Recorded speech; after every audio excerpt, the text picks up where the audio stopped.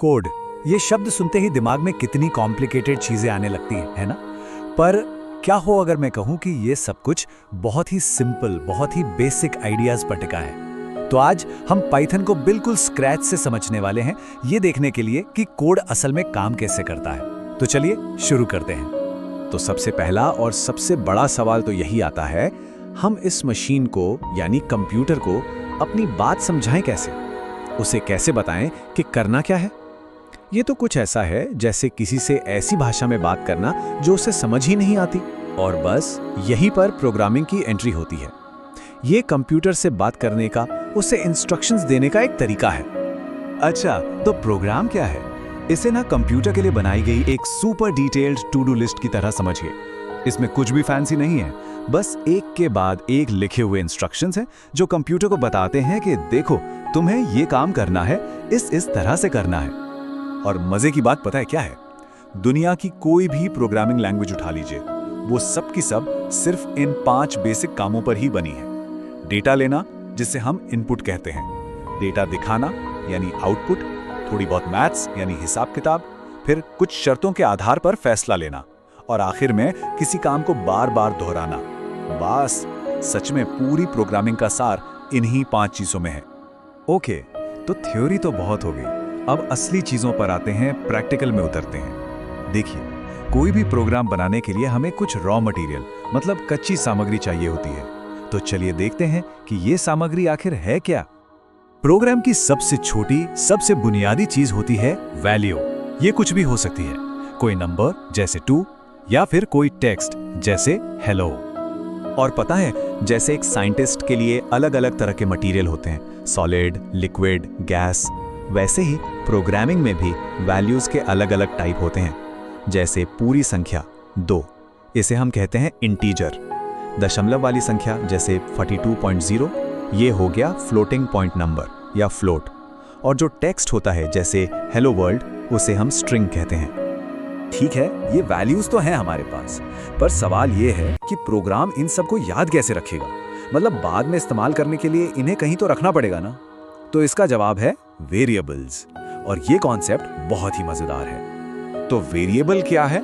बस इतना समझिए कि ये एक डिब्बा है जिस पर हमने एक लेबल लगा दिया है। हम उस डिब्बे को एक नाम देते हैं और उसके अंदर अपनी वैल्यू डाल देते हैं। इससे होता क्या है, जब भी हमें उस वैल्यू की जरूरत पड़ती है, हम बस उस लेबल वाले डिब्बे को ढूंढ लेते हैं। सिंपल। जैसे स्क्रीन पर देखिए, ये जो लिखा है n = 17, इसे हम असाइनमेंट स्टेटमेंट कहते हैं। ये कोड पाइथन को बस एक सिंपल सी बात बता रहा है, सुनो, एक वेरिएबल बनाओ, उसका नाम रखो n और उसके अंदर 17 की वैल्यू डाल दो, बस इतना ही। तो पिछले स्टेप के बाद क्या हुआ? अब हमारे पास एक डिब्बा है जिसपे n का लेबल चिपका है और उस डिब्बे के अंदर नंबर 17 रखा हुआ है। देखिए, है ना कितना आसान। चलिए एक और एग्जाम्पल देखते हैं, इस बार टेक्स्ट के साथ। यहाँ हमने मैसेज नाम का एक डिब्बा बनाया और उसके अंदर हेलो वर्ल्ड वाली स्ट्रिंग रख दी। मतलब ये किसी भी तरह की वैल्यू के साथ काम करता है, चाहे नंबर हो या टेक्स्ट। ऑल राइट, तो अब हमारे पास सामान भी है यानी वैल्यूज, और उन्हें रखने के लिए डिब्बे भी हैं यानी वेरिएबल्स। अब असली मजा शुरू होगा। चलिए देखते हैं कि हम इन चीजों के साथ कर क्या क्या सकते हैं। देखिए, इन वैल्यूज पर काम करने के लिए हमें कुछ टूल्स चाहिए होते हैं। इन्हीं टूल्स को हम ऑपरेटर्स कहते हैं। जैसा कि इस टेबल में दिख रहा है, हमारे पास प्लस, माइनस, मल्टीप्लाई, डिवाइड, ये सब बेसिक मैथ वाले ऑपरेटर्स हैं। ये ठीक वैसे ही काम करते हैं जैसा हमने स्कूल में सीखा था। और हाँ, स्कूल की मैथ क्लास याद है जहां हमें सिखाया जाता था कि पहले क्या सॉल्व करना है? पाइथन भी बिल्कुल वैसे ही पेमडास रूल को फॉलो करता है। कोई कंफ्यूजन नहीं, पहले ब्रैकेट, फिर पावर, फिर मल्टीप्लाई, डिवाइड और सबसे आखिर में प्लस माइनस। अब यहाँ एक छोटा सा लेकिन बहुत जरूरी फर्क समझना होगा, एक्सप्रेशन और स्टेटमेंट के बीच का फर्क। देखिए, एक्सप्रेशन एक मैथ प्रॉब्लम की तरह है जिसका कोई जवाब निकलता है, जैसे n + 25, इसका एक जवाब आएगा। वहीं दूसरी तरफ स्टेटमेंट एक पूरा का पूरा इंस्ट्रक्शन है जो कोई काम करता है, जैसे n = 17, एक का जवाब मिलता है और दूसरा कोई काम पूरा करता है। ठीक है, अब हम एक लेवल और ऊपर चलते हैं। सोचिए, अगर हमें एक ही काम 100 बार करना हो तो क्या हम हर बार वही कोड लिखेंगे? बिल्कुल नहीं। और यहीं पर काम आती हैं हमारी रेसिपीज। तो ये फंक्शन क्या भला है? ये बिल्कुल एक किचन रेसिपी की तरह है। आप एक बार सारे स्टेप्स लिख लेते हैं, उसे एक नाम दे देते हैं, मान लीजिए चाय बनाना। अब अगली बार जब भी चाय बनानी होगी तो आप पूरी रेसिपी दोबारा नहीं पढ़ेंगे, आप बस कहेंगे चाय बनाओ और काम हो जाएगा। तो फंक्शन इस्तेमाल करने का प्रोसेस 2 स्टेप का है। पहला, हम डेफ कीवर्ड यूज करके अपनी रेसिपी लिखते हैं, इसे कहते हैं फंक्शन को डिफाइन करना। और दूसरा, जब भी हमें उस रेसिपी की जरूरत होती है हम बस उसका नाम पुकारते हैं, इसे कहते हैं फंक्शन को कॉल करना। तो हम फंक्शन यूज ही क्यों करें? भाई इसके फायदे ही फायदे हैं। जैसा कि देख सकते हैं, ये हमारे कोड को साफ सुथरा बनाता है, बार बार एक ही चीज लिखने से बचाता है, प्रोग्राम में गलतियां ढूंढना आसान कर देता है और हम एक ही कोड को अलग अलग प्रोग्राम्स में भी इस्तेमाल कर सकते हैं। मतलब काम आसान और ऑर्गेनाइज्ड।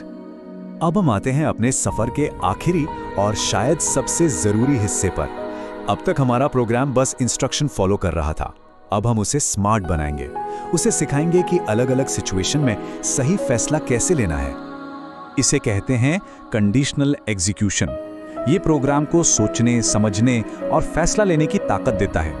ये बिल्कुल सड़क पर आए एक दोराहे की तरह है, जहां प्रोग्राम को तय करना होता है कि उसे लेफ्ट जाना है या राइट, और ये फैसला वो किसी शर्त के आधार पर लेता है। और इस फैसले को लेने के लिए हमारे पास जो सबसे पावरफुल टूल है वो है इफ स्टेटमेंट। ये बहुत सिंपल है। ये प्रोग्राम को कोई भी एक्शन लेने से पहले एक सवाल पूछने की इजाजत देता है, जैसे क्या x की वैल्यू 0 से ज्यादा है। एक सिंपल इफ स्टेटमेंट, जैसा कि बाईं तरफ है, सिर्फ एक ही सिचुएशन को हैंडल करता है। लेकिन अगर हम इफ एल्स का इस्तेमाल करें तो हम 2 रास्ते बना सकते हैं। मतलब अगर शर्त सही है तो ये वाला काम करो, वरना एल्स दूसरा वाला काम करो। इससे हमारा प्रोग्राम और भी ज्यादा स्मार्ट हो जाता है। तो हमने कहां से शुरू किया था? बिल्कुल बेसिक वैल्यूज से, और अब हम ऐसे लॉजिक तक पहुंच गए हैं जो फैसले ले सकता है। ये प्रोग्रामिंग के सबसे बुनियादी लेकिन सबसे पावरफुल बिल्डिंग ब्लॉक्स हैं। जरा सोचिए, हमारे फोन में मौजूद हर ऐप, हर वेबसाइट इन्हीं छोटे छोटे ब्लॉक्स को जोड़कर बनी है। तो अब सवाल ये है कि इन औजारों के साथ क्या बनाया जा सकता है? सच कहूं तो संभावनाएं लिमिटलेस हैं।